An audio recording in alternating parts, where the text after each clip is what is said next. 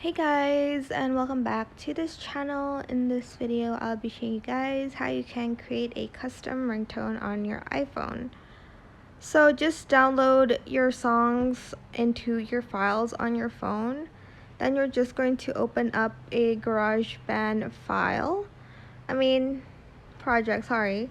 To import the song, I already have mine here, but to import it, you're just going to select that loopy loop symbol.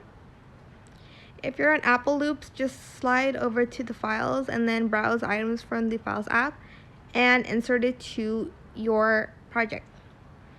Now you're going to go back to your songs here. You're going to select it and then you're going to select share, select ringtone, continue, and then you're going to name the song of the ringtone, and then you're going to export it. Then in settings you can adjust it and make it into your ringtone. It is that simple, right?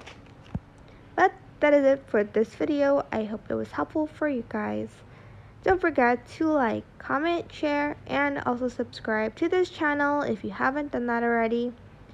If you have any more questions about this video, just leave it in the comment section down below. I will try my best to answer them all for you guys, and if you found this video helpful, please click the thanks button as well. That is it. Thank you so much for watching. Bye.